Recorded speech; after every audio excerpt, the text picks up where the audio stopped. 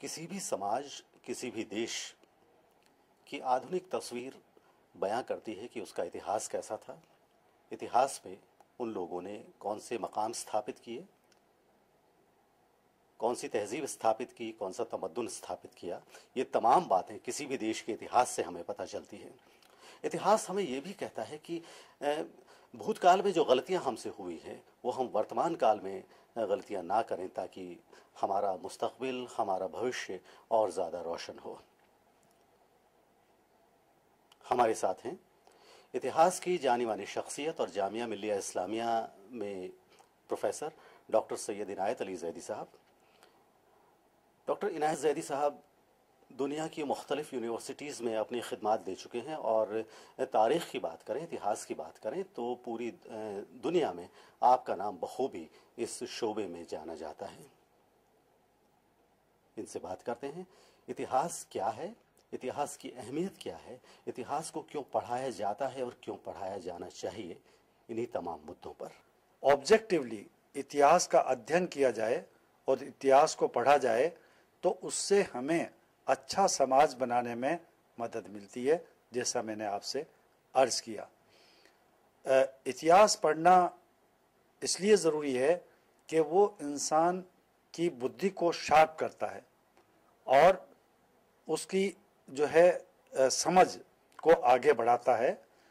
और इस तरह जैसे मैं आपसे अर्ज करूं, जैसे आपने फरमाया कि जो गलतियां हमने की या अच्छे जो काम हमने किए, उनको इतिहास की रोशनी में वर्तमान में हम किस तरह से उसको इस्तेमाल कर सकते हैं, अपना सकते हैं और अपना भूतकाल अच्छा बना सकते हैं।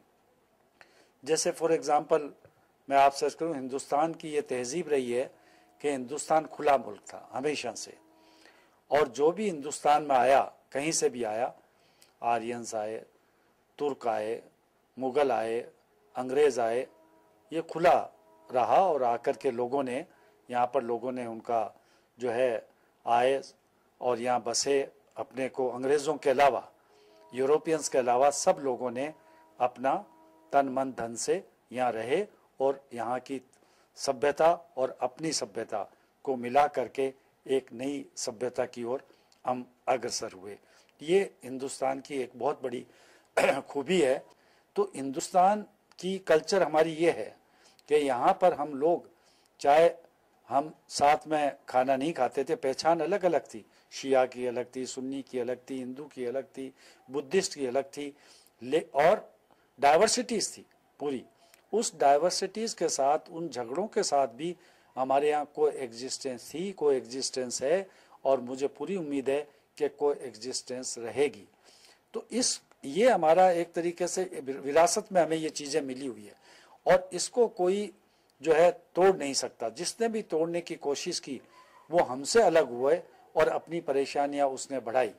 फॉर एग्जाम्पल मैं आपसे अर्ज करूं, एक पाकिस्तान बना, पाकिस्तान को धर्म के आधार पे बनाया, और धर्म के आधार पे जो है वो वहाँ गए। हिंदुस्तान में जो शरणार्थी आया, जिसे हम शरणार्थी कहते थे, आज उसकी पहचान शरणार्थी के तौर पे ख़त्म हो गई। पाकिस्तान जो धर्म के आधार पे बना, भाइयों के लिए बना, और ये कहते हैं कि इस्लाम के अंदर जो है बाकायदा इक्वलिटी है, समानता है, सब एक हैं, कोई छोटा बड़ा नहीं है, कोई और सब मुसलमान है। और आप देखिए कि आज वहाँ की क्या हालत है, आपस में लड़ रहे हैं।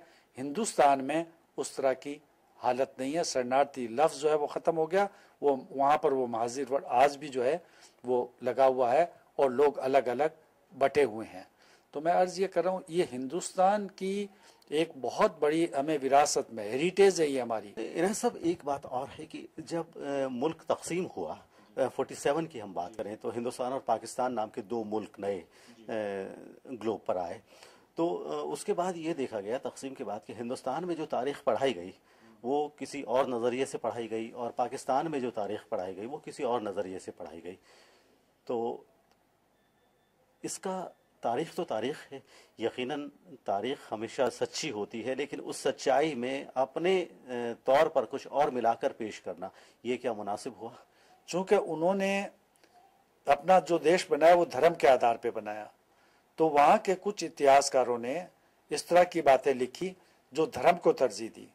لیکن وہاں بھی ایسے اتہاسکار ہیں اچھے، جنہوں نے سماج میں ان چیزوں کو اجاگر کیا جو صحیح بھی تھا، کہ بھئی یہ فور ایگزامپل میں آپ سے سمجھانے کے لیے کہوں گا کہ وہاں کچھ اتہاسکار ہیں جو کمیونل ہسٹورینس ہیں، ہمارے یہاں بھی کمیونل ہسٹورینس ہیں، ہے نا.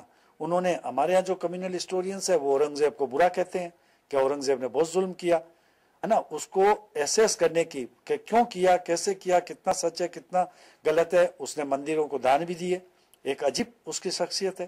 اس کو بغیر کہ یہ مان لیا گیا کہ اکبر بہت اچھا تھا اور یہ بہت، اور اکبر کو بھی کچھ لوگ کہتے ہیں کہ اس نے بیوقوف بنایا، شادیاں کر لی اور ہندوؤں سے یہ وہ.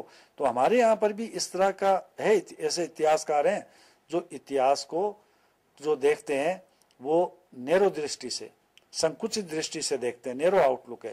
وہاں پر بھی ایسے اتہاسکار ہیں جو دھرم کے آدھار پہ وہ یہ سمجھتے ہیں، اتہاس کو دیکھنے کی کوشش کرتے ہیں. ہندوستان کا جو اتہاس ہے، وہ جو اتہاسکار ہیں، چونکہ ہمارے ہاں سائنٹیفک اتہاس، چونکہ ہمارا جو سماج ہے وہ دھرم پہ نہیں بندھا ہوا، ہمارے پورا کا پورا.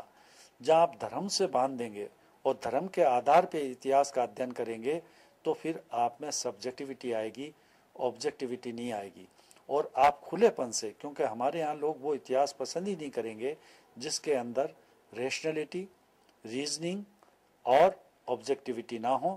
اس لیے لوگوں کو اپنا اس ہندوستان کے باہر بھی یا پاکستان کے باہر بھی جو ہندوستان کے اتہاسکاروں کا استھان ہے دنیا میں، وہ پاکستانوں کے اتہاسکاروں کا اتنا استھان نہیں، ایک آدھے کے علاوہ. یہاں پر تو کیونکہ ہندوستان سماجی طور پہ، آرتھک طور پہ اور کلچر کے طور پہ کافی آگے بڑھا ہوا ہے. چونکہ ہندوستان میں، جیسے میں نے آپ سے عرض کیا، جس سماج میں کھلا پن ہوگا وہ سماج آگے بڑھے گا، اور جس سماج میں کھلا پن نہیں ہوگا، دھرم پہ زیادہ زور ہوگا، وہ سماج، چاہے وہ ہندوستان ہو اور چاہے وہ پاکستان ہو، وہ سماج پیچھے رہیں گے. انہاں سب ایک بات اور ہے کہ ہندوستان کا مسلمان، اگر ویسے ہم بات کریں تو پورے گلوب پر ایک ہی عادت ہے، لیکن ہندوستان کے مسلمان کے ساتھ بہت سی دقتیں ہیں. سب سے پہلی دقت یہ ہے کہ وہ اپنی پہچان کو لے کر پریشان ہے کہ وہ مسلمان پہلے ہے یا ہندوستانی پہلے ہے. اور اگر کوئی مسلمان جدیدیت کی طرف بڑھتا بھی ہے تو کچھ فنڈامنٹلزم اس کا پیچھا نہیں چھوڑتے. اس لیے یہ دیکھنے میں یہ آیا ہے کہ مسلمان جدیدیت کے ساتھ قدم سے قدم ملا کر نہیں بڑھ پاتا، اور یہ ایک وجہ بھی ہے کہ اس کے بیکورڈ ہونے کی، پسماندہ ہونے کی. تو آپ کو کیا نظر آتا ہے؟ آپ نے جو سوال کیا، یہ اس کا بہت مہتوپورن سوال ہے، یہ بہت اہم سوال ہے کہ نہ صرف ہندوستان میں مسلمان بلکہ دنیا میں جو مسلمان بیکورڈ ہے، جو اس کی ایک جگہ ہونی چاہیے دنیا کے اندر مسلمان کی، وہ نہیں ہے. اب اگر اس کا جائزہ لیں ایتہاسک طور پہ تو مجھے ایسا لگتا ہے کہ مسلمان اپنے کو جو ایک اس طرح کا مذہبی اس کا نظریہ ہے اس سے وہ باہر نہیں آنا چاہتا. اور اگر وہ ترقی کرنا چاہتا، چلیے ہم ہندوستان میں تو یہ کہہ دیں گے صاحب یہاں کی بیکورڈ کا ایک کارن وہ یہ ہے کہ پاکستان بننے سے یہاں کے مسلمانوں کے ساتھ ڈسکرمنیشن ہوتا ہے، جو مسلمان رہ گئے ہیں غریب مسلمان یہاں پر، ان کا ٹھیک ہے. لیکن دنیا کے اندر مسلمان بیکورڈ ہے اور وہ ترقی، اور آپ دیکھ رہے ہیں کہ ابھی عرب کنٹریز میں، مصر میں جس طرح کے ہے نا آندولن ہو رہے ہیں، وہ کیوں ہیں؟ یہ سوچنے کی بات ہے، اور وہ ہمیں ایمانداری سے سوچنا چاہیے کہ ہمارے میں کیا کمی ہے، دوسروں سے کمی بتانے کے بجائے کہ اس کے ذمہ دار امریکہ ہے، اس کا ذمہ دار یہاں کا ہندو ہے کہ یہاں کے مسلمانوں کو ترقی نہیں کرنے دے رہا ہے نا، یا بی جے پی ہے. لیکن ہمارا کیا ایک آؤٹ لک ہے، ہمارا کیا درشٹی کون ہے، اس کے لیے یہ سمجھنے کی ضرورت ہے. میں یہ سمجھتا ہوں کہ ہم لوگ جو ہیں وہ اپنی کمیوں کو پہچانے، اور اس میں سب سے بڑی کمی مجھے جو نظر آتی ہے وہ یہ آتی ہے کہ ہر چیز میں ہم مذہب کو لے آتے ہیں. اسلام سے ہم ویدتا لینے کی کوشش کرتے ہیں. میں یہ کہتا ہوں کہ آپ مذہب مانیے، وہ پرسنل سمجھیے، کون شیعہ ہے، کون سنی ہے، کون مسلمان ہے، کون نہیں ہے، یہ چیز اسلام کے خلاف ہے یا نہیں ہے. کچھ چیزیں ایسی ہے جو بالکل کمپلیٹلی پرسنل ہونی چاہیے، اس پہ کوئی سوال ہی نہیں ہونا چاہیے.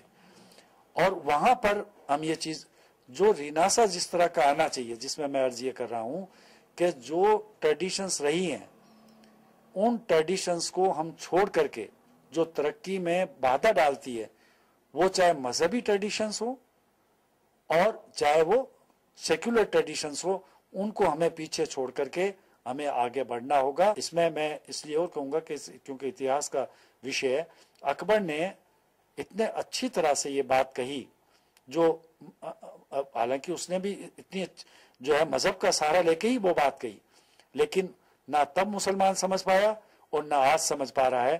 اس نے یہ کہا کہ اگر جو ٹریڈیشنز ہیں اس ٹریڈیشنز کو پروفیٹ محمد مانتے تو کبھی جو ہے اسلام مذہب نہیں آتا. اور اسلام مذہب، کوئی بھی مذہب آتا وہ ایک ترقی کی راہ پر ہوتا. اس وقت جو ہے ایک جو برائیاں تھی اس میں یہ بالکل فیکٹ ہے کہ ان برائیوں کو، ٹرائبلز جو کمیاں تھی، برائیاں تھی، ان سب پہ خلاف پروفیٹ محمد نے ایک لوگوں کو نئی راستہ بتایا اور نئے راستے، اور وہ اتنا سائنٹیفک، اتنا اس زمانے میں ریشنل تھا کہ لوگوں نے ان کو فالو کیا. بہت لوگ مسلمان بنے چونکہ وہ اس میں ریشنلٹی تھی، نظر آ رہی تھی.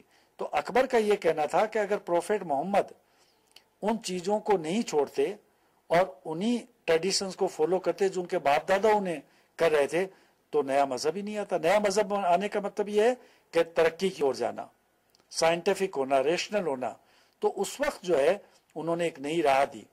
تو آپ اب جو ٹریڈیشنز ہیں اس کا یہ کہ اگر آپ نقل ہی کرتے رہیں گے تو آپ پھر ترقی نہیں کر سکتے. نقل کی بجائے آپ عقل سے بھی کام لیجئے. ورڈ دو ہے، تقلید، امیٹیشن، اور عقل جو ہے بدھی، جسے وزڈم کہتے ہیں.